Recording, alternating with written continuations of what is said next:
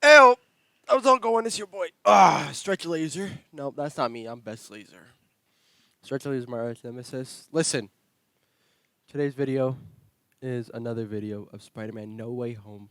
This time I'm gonna do a spoiler review. This is gonna be completely and entirely littered with spoilers. So if you don't want that, don't watch the video, or maybe watch the movie, come back. I don't know. It's up to you. You do what you want. I don't mind it. What I do mind though is this film. So before the video starts, actually, no, I'm just gonna tell you this. All right, I'm trying to do something new with the channel. I'm try to upload more consistently, more frequently now, because 3 weeks in between uploads is not that good. So it's like every second day I'll try to upload. I hope maybe if that will work out. I hope it works out. So yeah. Anyways, that's all I guess the update for the channel. Let's get into the review. So Spider-Man: No Way Home, as you know, picks up right after the events of Far From Home, in which Mysterio reveals the world to the world Spider-Man's true identity, who is Peter Parker. And so yeah, it picks up like right after that, and as you know, so Peter he's trying to live, his normal life, but it doesn't really work out because there's like all these. He's going to school, and there's all these cameras, all these people, and they don't get into the college they want to get into. And he's like, maybe it's because of my infamy and fame. Maybe it's because I'm Spider Man, and he's not wrong to not agree with that.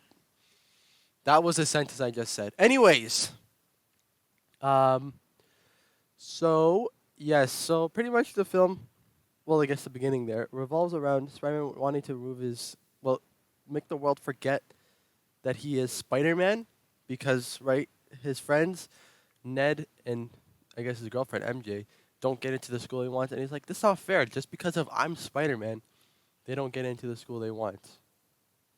And so we begin the story of Spider-Man: No Way Home. So it's Peter, so yeah, that's where it starts off. So as you know, the film I rated it a 7.5 out of 10, and I guess I can go into more depth as to why I did that, why I rated that rating, and that is because one simple reason. No, it's not. There's multiple, but still, it's first of all it has to do with the pacing. The first two acts, it feels very weird. The third act, when the other Spider-Men come in, it feels really nice. Like that part is good, but like beginning, I don't know.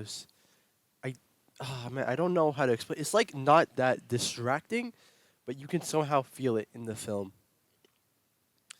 So that's why. Another reason is probably because of the villains. Because I don't know what the heck why Samuel and Elizabeth were in the film. I mentioned this in my other review, but these guys were just here for a paycheck or something. They did not. They put in like no effort into the role. I'm like, yo, you guys at least like I don't know. That's why they didn't get that much screen time, and why you didn't even see Sandman until like the final minutes. Like the actor, he wasn't there, and his audio sound is so weird. I don't know what it was. Was he recording in his bedroom basement? It's very weird. I don't know why that was like that. And the same thing for Lizard. He wasn't really a part of it. But yeah, they kind of did those guys. Well, I think the actor, maybe it's the actors. I don't know.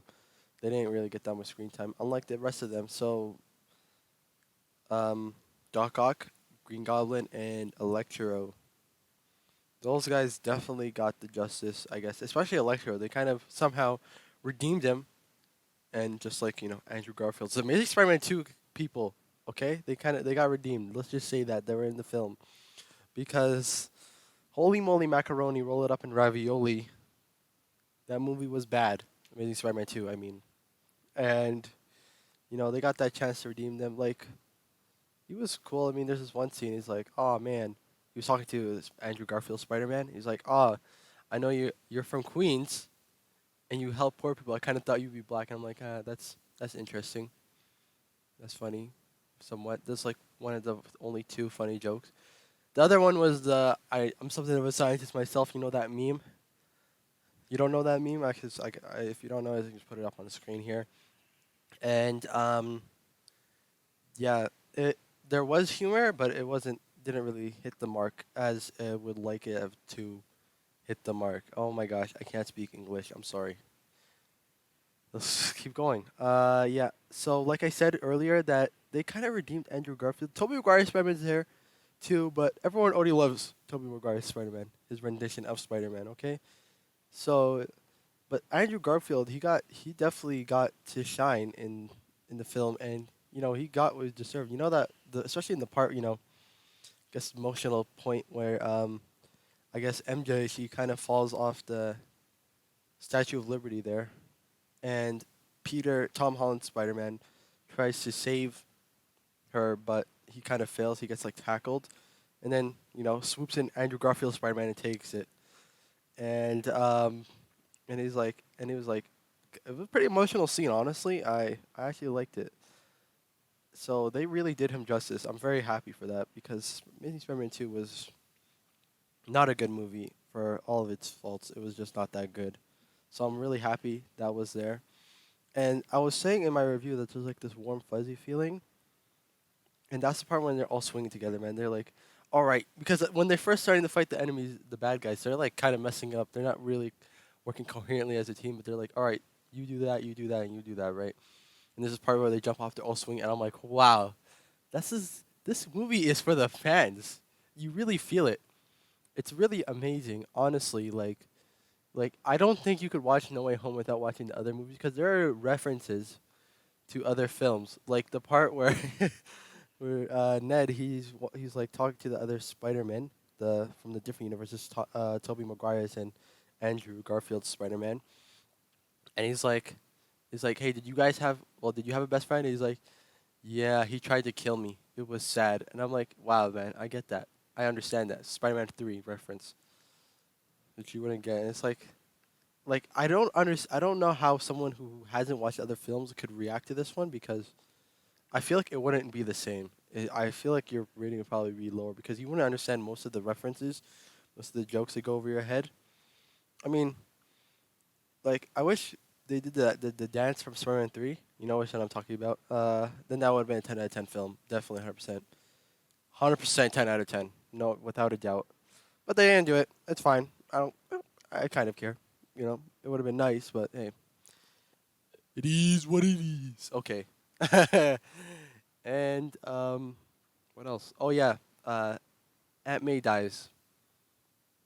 That's all I have to say. No, I was joking. That moment when she dies doesn't really hit the way I don't think that it was intended to do. Tended to, because it was kind of meh. Like my brother was telling me that in his theater, people were laughing when she died. I don't think that's the type of outcome you want out of a film. Emotional crux of the film, right? That point where he gets his, like, I guess his Uncle Ben moment, but instead it's Aunt May. Great powers comes great responsibilities, all that yada yada. You know, and so I feel like that kind of fell flat. It was really underwhelming, and that was really disappointing. But the villains, they were good. I guess I can go over to them, especially Willem Dafoe. I feel like Willem Dafoe is the main antagonist because he does kill Aunt. So, and he does a really amazing performance, man. He still has it, bro. He's like, I don't know how many. It's like what, 20 years? It's been a long time. It's 2002, 2021. Okay, almost 20 years, right? And it's like, wow, holy shoot, man. This guy, he's still a really good actor. I'm really happy to see that. And yeah, overall, like I guess my final conclusion, this film was really good. I had some minor hiccups and wasn't paced that well, but overall, it was a really solid film. I don't think it's a 10 out of 10 because there's literally no way to make a 10 out of 10 film, but it was really good. So, yeah, that's all I have. And, yeah, anyways, good day, good night. I'll see you guys all later. Peace.